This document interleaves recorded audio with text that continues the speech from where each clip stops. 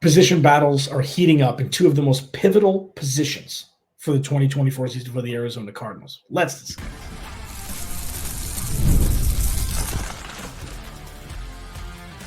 You are Locked On Cardinals, your daily Arizona Cardinals podcast.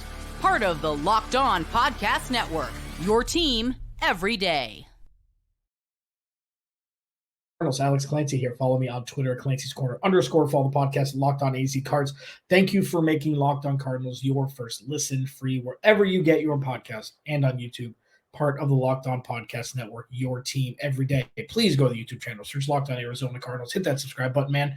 Turn notifications on so you know when my big dumb face will grace your computer or your app or whatever it is. If you're watching, if you're listening, you can leave a review wherever it is. Cool. You know, I'm just happy that you're here, whether you've been an everydayer since 2017 or if this is your first listen. Thank you. This is going to be my 8th season hosting this podcast, been in sports radio since 2011 in Phoenix. This may be the most fun year for me, selfishly, doing this podcast, you know, even grouping in the radio that I did for so long. Today's episode of Locked On Cardinals is brought to you by the Game Time app. Download the Game Time app, create an account, use code LOCKEDONNFL for $20 off your first purchase. Terms do apply. So here's the thing. This is when camp gets good. Okay. Kyle Odegard is going to join me. Wrote for the Cardinals for a long time. He's bounced around. He landed an awesome gig that he'll tell us a little bit about. He's going to join me for the final 2 segments of the show. We're going to talk about what makes this camp different. He's somebody who's been around this team longer than most in the Valley. And it'll be exciting to see kind of, you know, splitting hairs on what really makes us different. Not just, oh, there's talent infusion and all these things. Like, what makes it different? I'll ask Kyle. And as well, what are the realistic expectations? Jody Ayler from Fox Sports 910, my former associate, is going to join me tomorrow. I'm going to end every guest show with the realistic expectations segment in the final segment because I think it's fascinating to get different people's ideas. Some may be higher, some may be lower, and it'll be very interesting to see. So I'm excited to see Kyle on today and Jody on tomorrow. First, though, I had Tyler Drake from Arizona Sports on yesterday, and we could have talked for another hour. I had like 5 questions, so we didn't even get to. But the one that continued to tickle me, as it were, when it comes to football and like actual camp and actual things on the field. Because I've said, you learn some in camp. Sure, there's position battles that we're going to be discussing. There's things that, you know, you'd like to see positive coming out of camp. But the only thing you want to avoid is, oh, no, that player's not ready who was drafted very high. Or, oh, no, there's an injury, which obviously you don't wish upon anybody. But there are a couple things directly correlated to success and win-loss in 2024. And it's the cornerback room and the offensive line. I've stated that I think the cornerback room and their production or lack thereof, depending on how these young guys and John Murphy-Bunting elevate in 2024, whether it be their first or second year with Garrett Williams, like that's the direct correlative to win-loss. That is the position group that has the most question marks surrounding it. And again, not a negative question mark. Just a question mark. We have no idea what the hell is going to happen. We have no idea. Well, Garrett Williams is going to be nickel corner. Fine. He could play outside. Jonathan Gannon and Nick Rallis are crazy. You have no idea who's going to line up where. But the cornerback room specifically has much of the unknown. Couple that with the pass rush being the weakest position group on the team, which will make the position of cornerback more difficult to play in 2024. That much more difficult to really, you know, be able to prognosticate upon until we actually see it.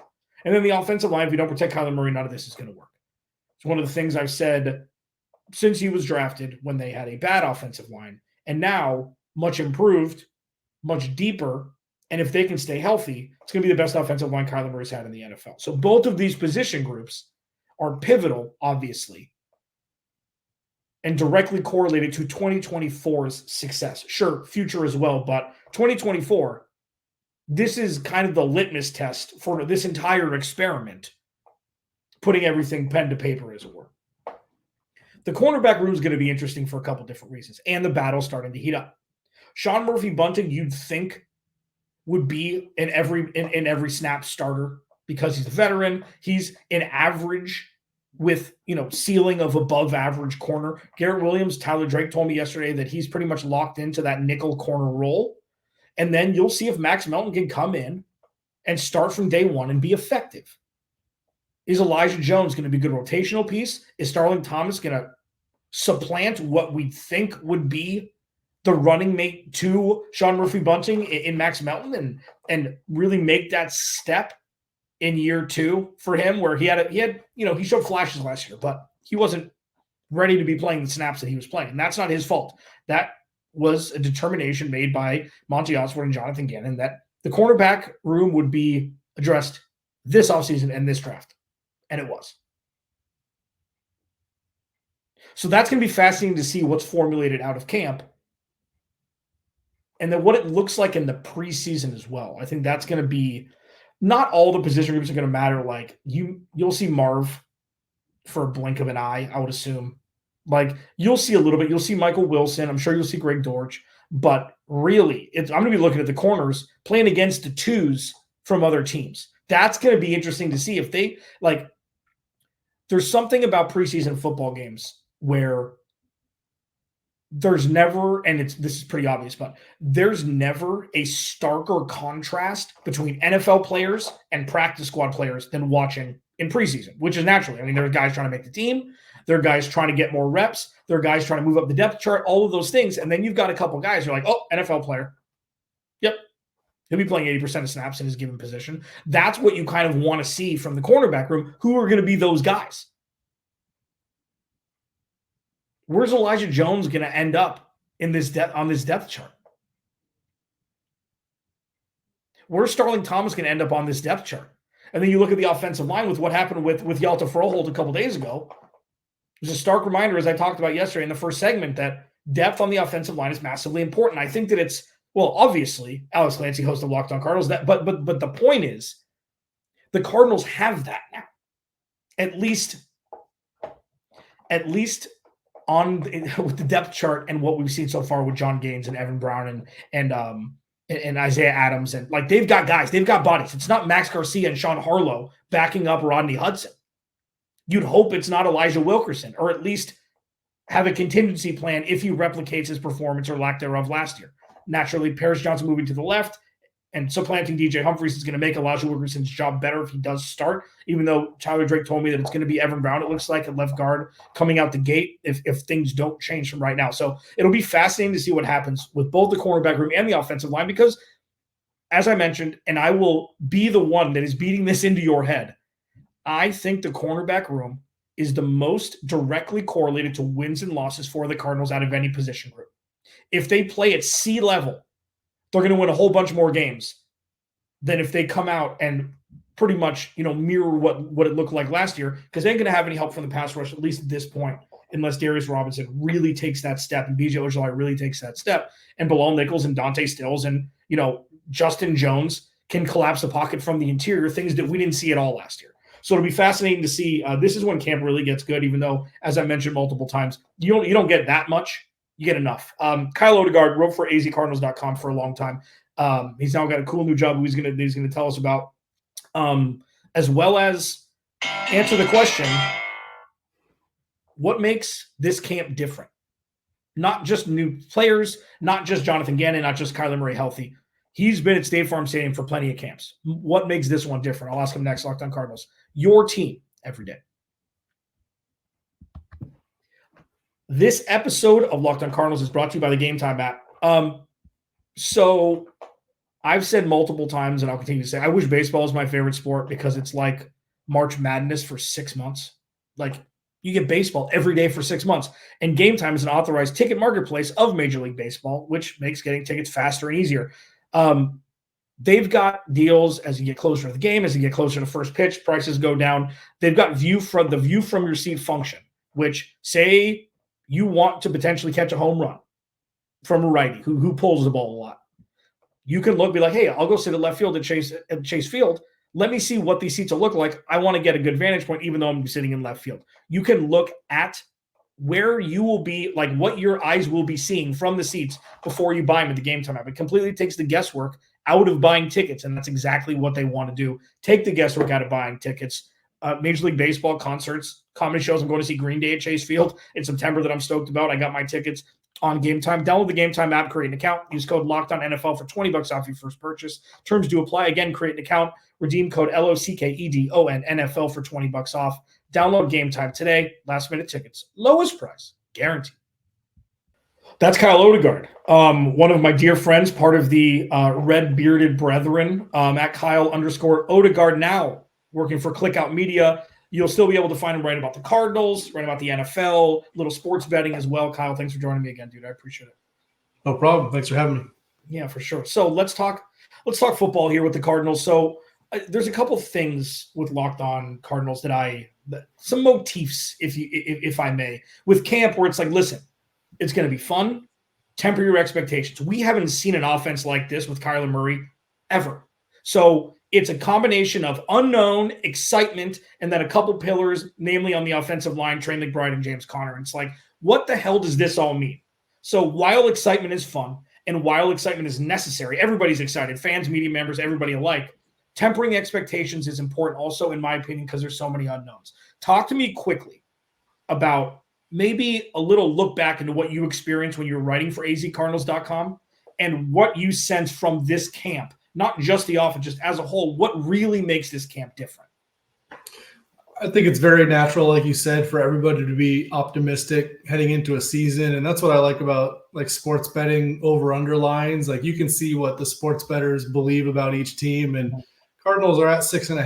I don't know if they've moved much as far as regular season wins. So that's a reason to temper your expectations. Like no matter how much you're excited about the team, the people that set the lines who are trying to get even money on both sides, they think it's going to be a 6 or 7 win team.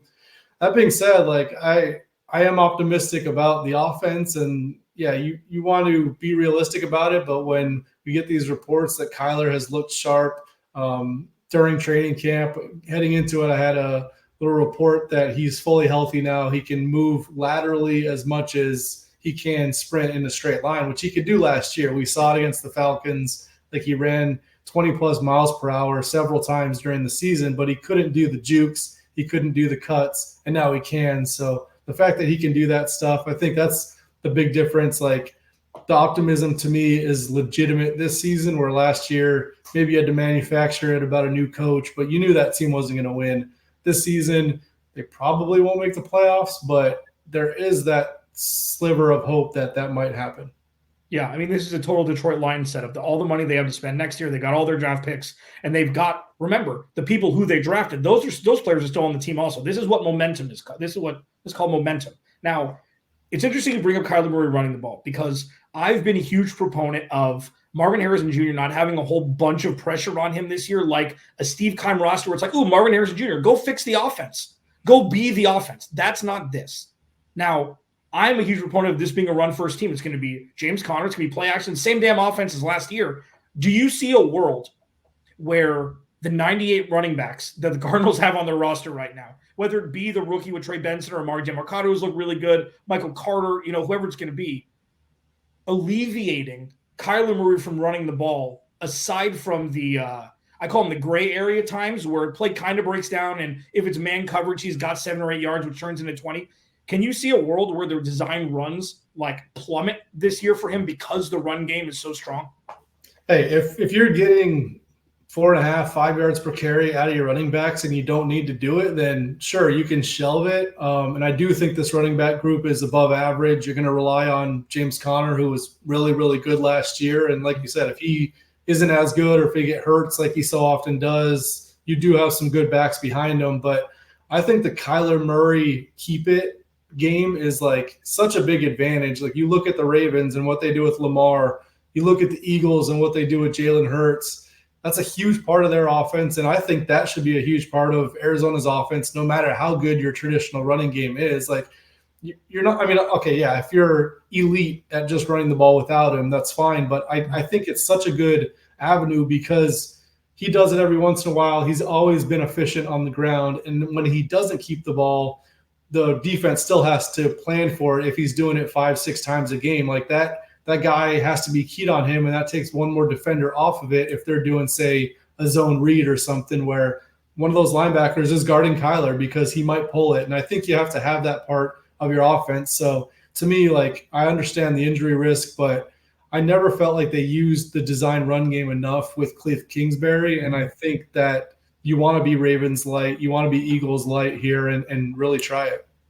Well, and this is why I don't script these shows. I have two questions that I know I want to ask you, and then we're going to go off our conversation because I know you so well at this point that it's just Kyler Murray's a better passer of the football than both Lamar Jackson and Jalen Hurts, though. Mm-hmm. So that's the thing where it's like, and listen, I'm bullish on Kyler Murray because we're close. Like, we've seen enough, I call them oh my God moments, that the coaching is massaging the rest out of him. So with that, and I think you're right about the design runs, like especially inside the 10-yard line, Kyler Murray's a wizard. He's an absolute wizard. And Cliff Kingsbury had like 2 or 3 great calls over 4 years in that situation, and when they weren't ending around Rondale Moore or whatever the hell. So now I agree with that, but I feel like if you're in the middle of the field, there's no reason why you should be running the ball unless it's, pass, or James Conner, and then looky over here, then Josh Dobbs 40 yards down the sideline for a touchdown like they did with New York last year. And I know that Drew Petzing he's got some wizard in him. He didn't have a whole lot to work with last year, but we saw it. Now, I want to pivot to the offensive line quickly because you were in the waiting room when I was talking in the last segment about the depth of this offensive line. They don't have to be world beaters. Jonah Williams is fine at right guard or right tackle. Paris Johnson Jr. has wowed people at left tackle. Like, Yalta Frold's been a vision. He's a very Kelvin Beacham-y signing in the offseason for Monty Ossenfort. Am I overstating the talent here where it's just new guys? Or do you think that this depth can actually be, translated to protecting Kyler Murray better than we've ever seen? It feels like they do have pretty good depth. I mean, we'll see about those young guys, but I think they've done a good job of pushing resources toward it. And you have a lot of guys like in their prime instead of like 32 years old when you start breaking down 31. I think there's a lot of upside with Paris. He has to show it. Jonah Williams has to be solid enough. He has been for most of his career. And Will Hernandez is a guy who was awesome last year. And you mentioned Froholt. So, like, the upside is definitely there with this group, where in past years you were just hoping that they kept it glued together and weren't an absolute sieve in making Kyler run for his life, which tend to often happen at points. So I think, like, you definitely have more upside. I think the Drew Petzing offense really helps keep Kyler safer with the run heaviness, with the play action. Like, it isn't like 4 or 5 wide and Kyler, you've got a guy coming at you free and you have to make him miss. So there's a lot more protection, a lot more help. And I do think the group has been upgraded. So yeah, I'm optimistic about the offense and what they can do, including the O-line. Yeah, Kyle Odegard joining me here, friend of the show, Locked On Cardinals. Please go to the YouTube channel, hit subscribe, turn notifications on. It's only going to get better from here, baby. Going into the 8th season doing this. It's just wild how years just speed up with media. Just speed the hell up. Every year is different.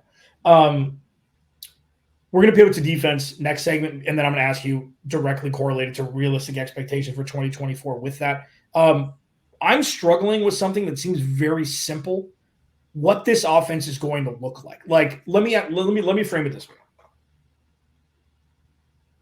Is the best way for Drew Petzing to provide Kyler Murray with the most leverage is to give him 2 or 3 plays? If the box is stacked, call this. If the box is light, call Pat. Like, is it going to be predicated upon the defense so much so because they have so many options? Or is this going to be, they're going to run the ball. They ran it last year without any talent. It's going to be fine. And then you're going to set up play action like a more traditional offense. Like, I'm struggling with how complex this offense is going to be, or truly how simple it'll be if they just truly replicate it from last year. I think with what you saw them do in the offseason, and especially like the draft where they get Trey Benson and Tip Ryman, who's just this like beast blocker, I really feel like they're going run heavy. They want that to be their identity. Obviously, if Marvin Harrison Jr. becomes a star, if Trey McBride keeps doing what he does, then you have that balance where if you see Marvin one-on-one, like the old D-Hop days, and you want to check out, just chuck him up a deep ball, maybe you get to that point. But I do think it's going to be more refined in the sense of like, this is our game plan going in. This is what we want to stick to. We can play off of it as the game goes and what the defense does. But I definitely feel like their identity is run heavy, play action, big chunk plays along with like kind of the shorter, more efficient runs. But combined, I would be surprised if it changes from that. I think everything we've seen is really pushing in that direction. They've got so many weapons. You know, they've got so many offensive weapons.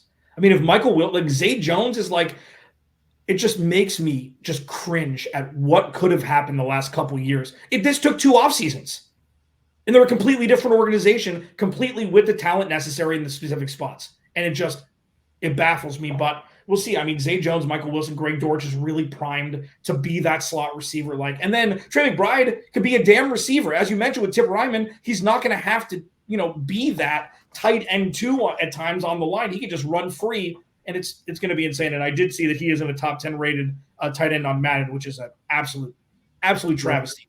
Yeah. At Kyle_Odegard on Twitter.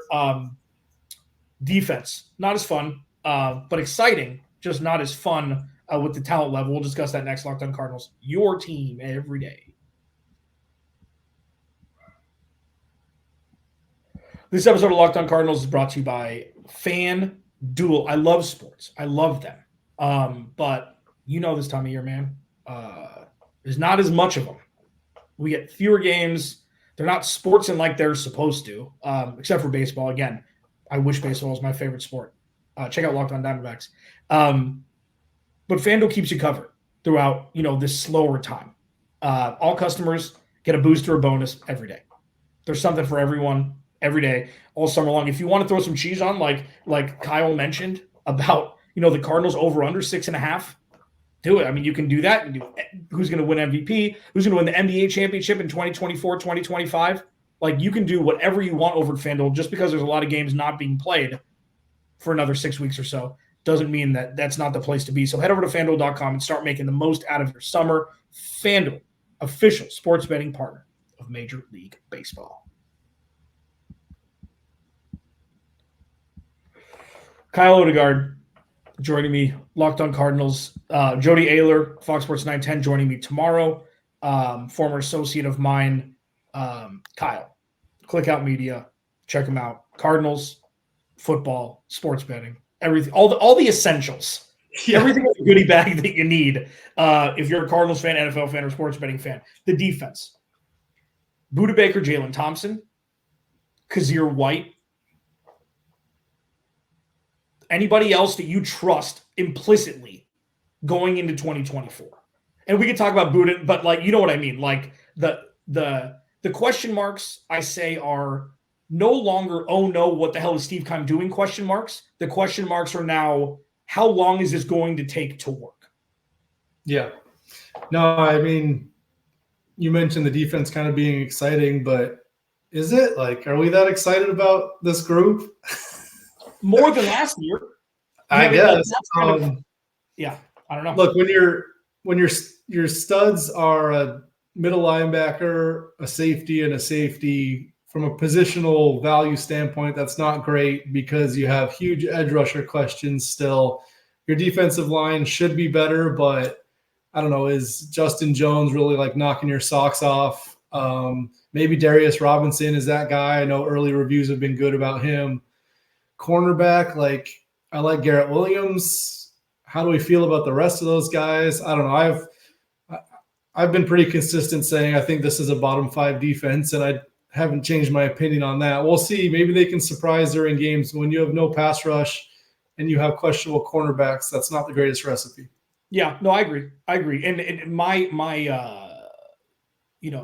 the line of demarcation for me is playoffs, top 15 defense. If for some reason, for the Cardinals to make the playoffs, it needs to be a top 15 defense. If it's a top 20 defense, they're going to be in the hunt, quote unquote, on that layover overlay in week 14. If it's bottom 5, this is going to be a tough year, especially a tough, first 8 weeks. If you don't look at the schedule, man. I think I have this here still. Yeah. So they go Bills, Rams, Lions, Commanders, 49ers, Packers, Chargers, Dolphins, Bears, Jets. Bye week.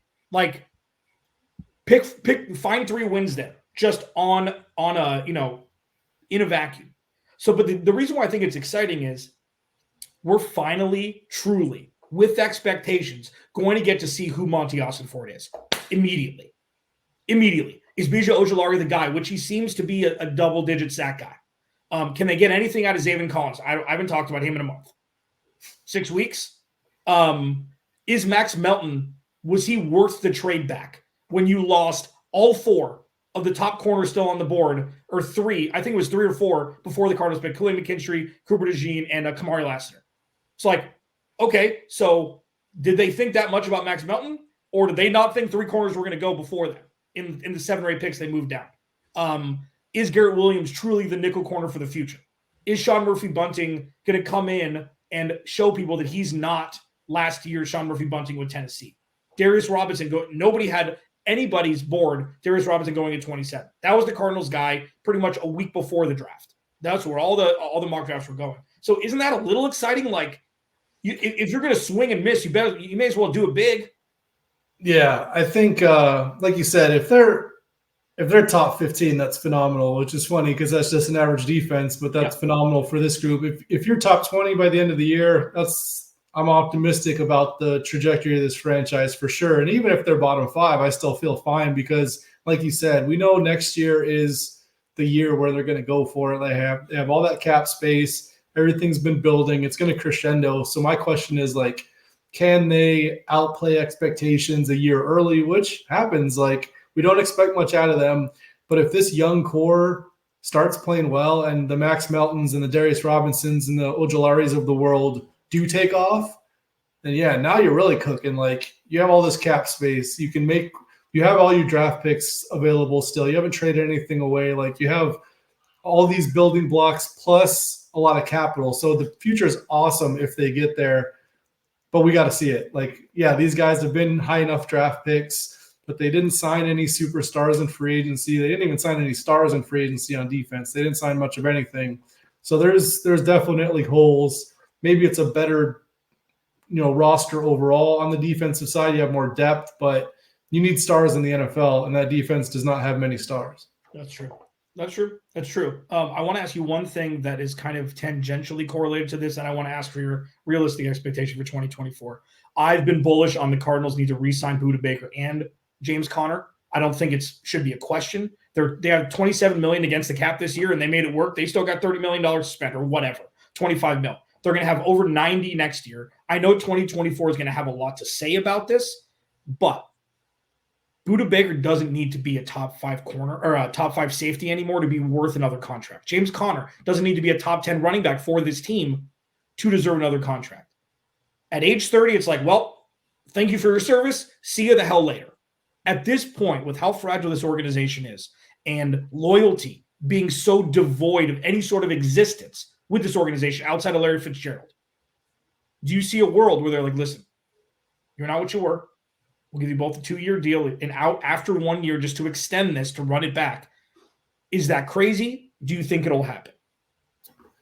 I think they're both going to be gone next year. Everybody. I don't want them to be loyal to people, as crazy as that sounds. Like, the problem is you start overpaying guys because they've been good for you in the past. That's when you get into trouble. Like, Budda Baker, we can agree, has been a fantastic player, fantastic person throughout his whole tenure with the Cardinals. But when you're that size and that's your playing style and you're getting up in age, he's going to want big money again. He's gotten big money for the last several years. He's still playing at a high level. I think a contender might give him a 2-year deal at the end of here and try to put the finishing touches on their defense. But if the Cardinals do finish 26th in total defense, it's still an uphill battle. I don't want to pay a safety that type of money, especially when you got a younger Jalen Thompson making money as well. You want to pay corners, you want to pay edge rushers, you want to pay defensive tackles. I don't want to pay big money to a safety. Same thing with James Conner. You drafted Trey Benson, you got DeMarcado. James Conner is coming off the best year of his career. Chances are he's going to regress this season. He has the injury history. I say thank you for giving us really premium production during the prime of your career, but you're going to be going downhill. The type of runner he is, I think can age okay because he's not this burner. He's kind of a bigger dude who kind of gets some good yardage. But if he's going to start breaking down, you don't want to pay somebody like that. So once again, I'm looking at offensive line with that money. Can we find a guard who's going to play on the left side? Do we need a right tackle if Jonah Williams doesn't pan out? I'd much rather allocate those resources differently, and I think they will because that's been the MO of Gannon's teams, like the Eagles. I think Monty Austinfort wants to do that. He wants to build the trenches, and those guys aren't trench guys. They're, the skill guys or the different type of position. So I'm not paying either of them. I'm letting them walk no matter how good their season is. I think if they play well, they're just getting more money, and it's going to hamstring you. So I'd rather make a big splash on the edge at offensive line. Bye-bye Buddha, bye-bye James Conner, unfortunately. I need to regret asking that question. I didn't think it was going to go that badly. I mean, but listen, I get it. Buddha Baker more so than James Conner, but I think my dream has been for James Conner to be the LeGarrette Blount for the Arizona Cardinals. 40% inside the 10, third and short, and you pay him as such. And I just don't know if you can get premium money else. It would be based upon the usage. And if Trey Benson becomes the next RB1, we're having a different conversation. But James Conner loves being here by all accounts. So if he wants to stay, you make it work. He's not going to be getting $10 million a year. Yeah, I mean, if it's 2 years for $8 million, $10 million, fine. Right. But I mean, he's just coming off a pretty big contract. He's playing well. If he plays well again, he's going to want money. So we'll see where it shakes out at the end of the year. But it's not easy for guys to take pay cuts on their own team. They all want to test free agency at that point. And then maybe they realize that they aren't going to get what they thought. But at that point, the bridge is often burned and they just move on. So I don't see a too realistic of a scenario where either one comes back. Yeah, fair enough. Win-loss, you think right around that line of 6.5? Kind of give me a couple minutes on what you think.